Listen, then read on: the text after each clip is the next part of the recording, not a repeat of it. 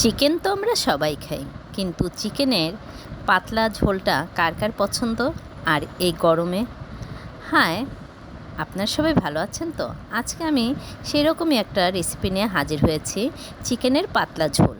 তো প্রথমে আমি কড়াইতে তেল দিয়ে তেল গরম হওয়ার সাথে সাথে টুকরো করে আলু কেটে ধুয়ে পরিষ্কার করে নিয়েছি। সে আলুগুলোকে দিয়ে দিলাম অল্প লবণ আর হলুদ মেশানো জল গুলে রেখেছিলাম। সেই জলটাকে দিয়ে আলুটাকে আমি সিদ্ধ করে তারপর ভেজে নেব। তো প্রথমে আমি আলুটাকে কিছুক্ষণের জন্য ঢাকা দিয়ে দিয়েছি সিদ্ধ হওয়ার জন্য। তারপর এদিকে আমি একটা বলে কিছু মাংস নিলাম। সেই মাংসগুলো মানে চিকেন, সেগুলো আমি খুব ভালো করে কেটে ধুয়ে পরিষ্কার করে নিয়েছি। আমি জাস্ট খুব অল্প সময়ের মধ্যে আজকে মাংসটাকে ম্যারিনেট করে রান্না করব। প্রথমে আমি 1.5 চামচের মতো হলুদ গুঁড়ো দিয়ে দিয়েছি, 1.5 চামচের মতো মরিচ গুঁড়ো, ঝালটা যে যেমন খেতে পারেন, বাড়িয়ে কিংবা কমিয়ে নিতে পারেন। 1 চামচ জিরে বাটা, 1.5 চামচ রসুন বাটা, 1.5 চামচের মতো আদা বাটা, আর স্বাদ ও পরিমাণ মতো লবণ। তারপর আমি দিয়ে দেব পেঁয়াজ কুচি, প্রায় বেশ কিছুটা দিয়ে দেব পেঁয়াজ কুচি, আর বড় একটা টমেটো কুচি দিয়ে দেব। দিয়ে আমি কিছুক্ষণ রেখে দেব। এর মধ্যে আমার আলুটা হয়ে আসছে, আলুটাকে ভেজে ঠিক এরকম একটা পর্যায়ে যখন হয়ে আসবে আমি এটাকে তুলে রাখছি কড়াই থেকে। আর সেই আলু ভাজার তেলে আমি আরও কিছু তেল অ্যাড করছি। তো যখন আমার তেলটা গরম হয়ে আসবে আমি সেই তেলে চিকেনটাকে রান্না করে নেব। তো প্রথমে আমি তেলটাকে আবার কিছু তেল অ্যাড করার পর সেখানে একটা বড় তেজপাতা ছিঁড়ে দিয়ে দিয়েছি, আর সাথে দিয়ে দিয়েছি খানিকটা পেঁয়াজ কুচি। তো আমার যখন এই দুটো দেওয়া হয়ে গেল তখন আমি জাস্ট এটাকে একটু নাড়াচাড়া করে বসিয়ে দিয়ে এদিকে আমি মাংসটাকে ম্যারিনেট করব।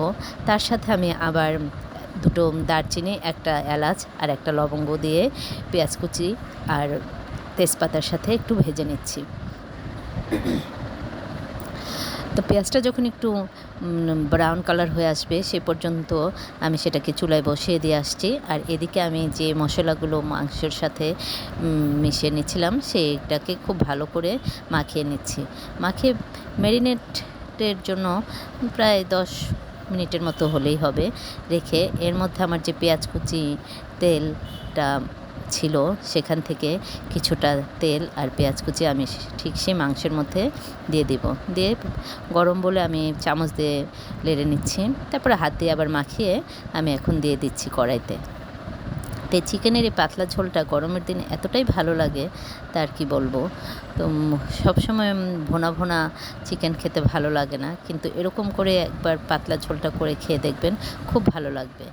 আর তাছাড়া টমেটো কুচি পড়াতে একটু টক টক মিষ্টি মিষ্টি ভাব লাগবে। আমি কিন্তু এখনও সেই চিকেনটার মধ্যে কোনো ধরনের জল ব্যবহার করিনি। চিকেনের যে জলটা ছিল ওই জল থেকেই চিকেনটা সিদ্ধ হচ্ছে। সাথে আমি দিয়ে দিচ্ছি গোটা কয়েক কাঁচামরিচ আর স্বাদ ও পরিমাণ মতো 1/2 চামচের মতো চিনি। চিনিটা অপশনাল, আপনারা চাইলে দিতে পারেন, নাও দিতে পারেন, তবে টমেটো যেহেতু দিয়েছি দিলে ভালো হয়। আর তারপর যখন চিকেনটা থেকে এরকম তেল ছেড়ে আসলো তখন আমি সে ভেজে রাখা আলুগুলো দিয়ে দিয়েছি। দিয়ে খুব ভালো করে আবার এটাকে কষিয়ে নিচ্ছি। এখনও কিন্তু আমি কোনো প্রকার জল ব্যবহার করিনি, জাস্ট এইভাবে করে আমি কিছুক্ষণ সেটাকে কষিয়ে নেব মাংসটার সাথে আলুগুলোকে। তো দেখুন এর মধ্যে আমি ঢাকা দিয়ে দিয়েছিলাম। ঢাকা তোলার পর দেখতে পেলাম যে কতটা তেল ছেড়ে আসছে। তো এরপর আমি ঠিক আরেকটু ভালো করে এটাকে ভেজে নেব, জাস্ট কষিয়ে নেব। এরপর আমি দিয়ে দেব, দেখুন কতটা কষানো হয়ে গেছে।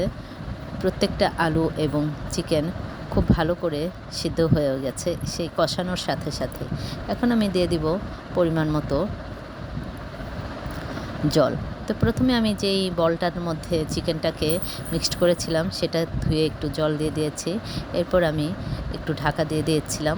ঢাকা তোলার পর যখন আবার কষানো হয়ে গেল তখন আমি আবার গরম জল দিয়ে দেব। তো জলটা আমি প্রথমেই বলেছিলাম আমি আজকে চিকেনের পাতলা ঝোল করে দেখাবো, তাই বেশ খানিকটা জল দিয়েছি। আপনারা চাইলে এর কম কিংবা বেশি বাড়িয়ে বা কমিয়ে দিতে পারেন। তো আমি যেহেতু পাতলা করব তাই পাতলা করে একটু বেশি করে ঝোল দিয়েছি। তো ঝোলটা যখন আমার এরকম ফুটে উঠলো তখন আমি এর মধ্যে দিয়ে দিব হাফ চামচের মতো দারচিনি গুঁড়ো। সেটা আমার ঘরে বানানো তো গুঁড়োটা তো দিয়ে কিছুক্ষণ একটু নেড়ে চেড়ে ঢাকা দিয়ে স্টিমে বসিয়ে রেখেছে। তো আমার হয়ে গেল চিকেনের পাতলা ঝোল। তারপর যথারীতি একটা বল কিংবা বাটিতে আমি এটা পরিবেশনের জন্য তৈরি করছি। তো এই রান্নাটা একবার তৈরি করে খেয়ে দেখবেন, অবশ্যই বলছি খুব ভালো লাগবে। যদি আমার ইউটিউব চ্যানেল থেকে দেখে থাকেন তাহলে এটাকে সাবস্ক্রাইব করে দিবেন প্লিজ। আর ফেসবুক থেকে দেখলে লাইক কমেন্টস শেয়ার করে দিবেন। আর যদি আমার ত্রিনা কিচেন পেজ থেকে দেখেন তাহলে ফলো করবেন এবং লাইক কমেন্টস করবেন। ওকে, বাই।